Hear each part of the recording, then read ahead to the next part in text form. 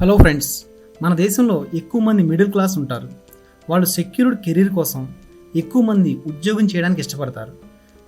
మన దగ్గర ఇదే ట్రెండ్ ఉన్న వరల్డ్ వైడ్గా మాత్రం ఇది మెల్లమెల్లగా బిజినెస్ల వైపు, స్టార్టప్ల వైపు, హజిలింగ్ కల్చర్ వైపు చాలామంది మొగ్గు చూపుతున్నారు. కొంతమంది జాబ్ చేయడం బెటర్ అంటే మరికొంతమంది బిజినెస్సే బెస్ట్ అంటున్నారు. అయితే ఈ చాయిస్ నిజానికి ఒక మనిషి యొక్క పర్సనల్ ఇంట్రెస్ట్ల మీద, ప్రిఫరెన్సెస్, టాలెంట్స్, స్కిల్స్ మీద ఆధారపడి ఉంటుంది. మరి ఇప్పుడు మీకు ఏది బెటర్ అని తెలియాలంటే ఈ వీడియోని చివరి వరకు చూడండి. ముందుగా జాబ్ గురించి మాట్లాడదాం.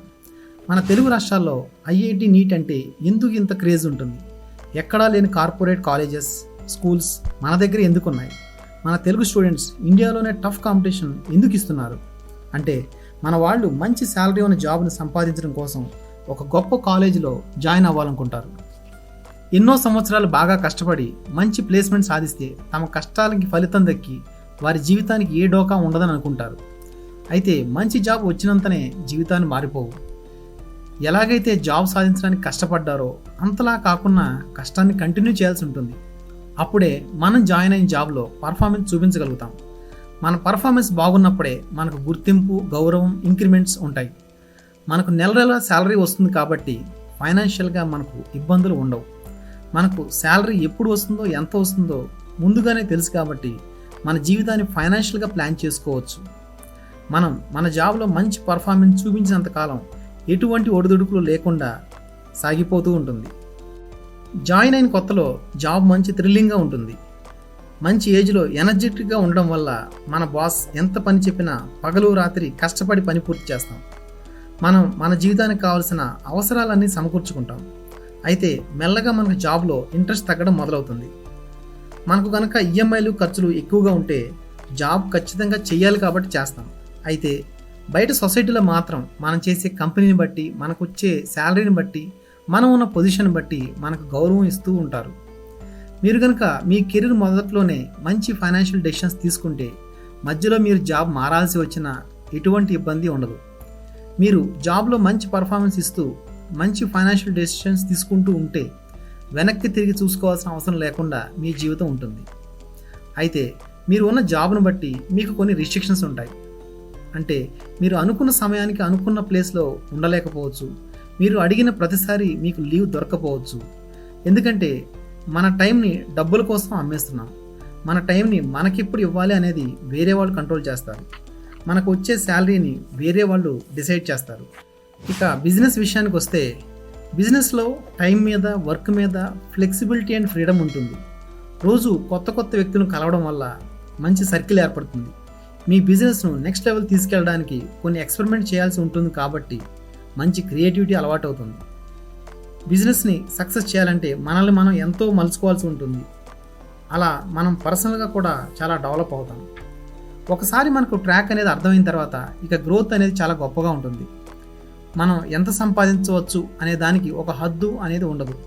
మనం కనుక సక్సెస్ అయిన తర్వాత మనల్ని చూసి ఎంతోమంది ఇన్స్పైర్ అవుతారు. మనం ఎంతోమందికి ఉద్యోగాలు కూడా ఇవ్వగలుగుతాం. అయితే ఇక్కడ ఉండే రిస్కులు కూడా మనం చూడాలి. అందులో మొదటిది ఫైనాన్షియల్ రిస్క్. బిజినెస్లో ఎంత ఎక్కువ సంపాదించడానికి అవకాశం ఉంటుందో ఫెయిల్ అవ్వడానికి కూడా ఇంకా ఎక్కువ ఛాన్స్ ఉంటుంది. బిజినెస్లో ఇన్కమ్ అనేది కన్సిస్టెంట్గా కాకుండా ఫ్లక్చుయేట్ అవుతూ ఉంటుంది. బిజినెస్లో నిలదొక్కునే వరకు మొదట్లో చాలా ఎక్కువ గంటలు కష్టపడాల్సి ఉంటుంది.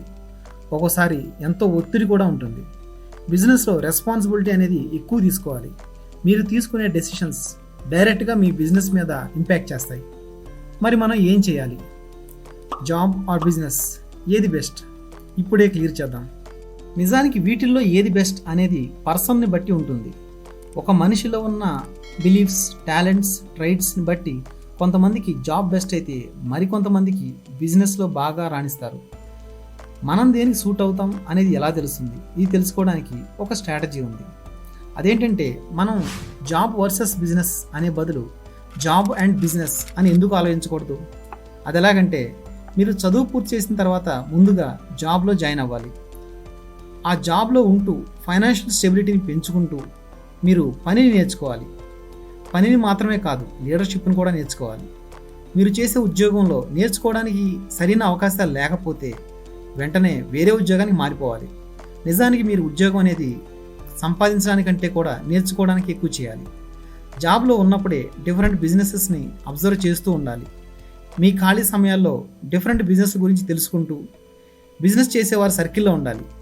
వారిలో వారి బిజినెస్లో ఉన్న అవకాశాలని, ప్రాబ్లమ్స్ని గురించి మాట్లాడాలి. ఖాళీ ఉన్నప్పుడు వారి బిజినెస్లో వారికి హెల్ప్ చేస్తూ మీరు నేర్చుకోవాలి. ఈలోపు మీ జాబ్లో వచ్చే శాలరీని సరిగ్గా ఇన్వెస్ట్ చేస్తూ మీరు బిజినెస్ నేర్చుకోవడానికి కూడా మీ మీద మీరు ఇన్వెస్ట్ చేసుకోవాలి. ఆ తర్వాత మీరు అనుకున్న బిజినెస్ని చిన్నగా టెస్ట్ చేస్తూ ఉండాలి. ఒకసారి కాన్ఫిడెన్స్ వచ్చాక మీరు ఫుల్ ఫ్లెడ్జ్డ్గా బిజినెస్లోకి దిగొచ్చు. అయితే ఒకేసారి భారీ పెట్టుబడులతో దిగకుండా మీరు నష్టపోయినా ఏమి ఇబ్బంది లేదనేంత తక్కువ పెట్టుబడినే పెట్టాలి. అలా మీరు జాబ్ని, బిజినెస్ని రెండింటిని ఎక్స్పీరియన్స్ చేసిన వాళ్ళు అవుతారు. అయినా మనం ఖచ్చితంగా బిజినెస్ చేయాలని లేదు, అలాగని ఎప్పటికీ జాబ్లోనే ఉండాలని లేదు. ఏది మనకు నచ్చుతుందో, ఏది మనకు ఆనందాన్ని ఇస్తుందో అదే మనం చేయాలి. Too much comfort, too much risk రెండూ కరెక్ట్ కాదు. సో ఫ్రెండ్స్, మీరు జాబ్ వర్సెస్ బిజినెస్ అనేలాగా కాకుండా మనం ఇంతకుముందు డిస్కస్ చేసినట్టుగా జాబ్ అండ్ బిజినెస్ ఫ్రేమ్వర్క్ని టెస్ట్ చేయొచ్చు. చాలామంది ఈ స్ట్రాటజీ ద్వారా సక్సెస్ అయ్యారు. మీకు కనుక ఇంతకంటే మంచి స్ట్రాటజీ ఉంటే కామెంట్స్ రూపంలో మా కింద తెలియజేయండి. Thank you.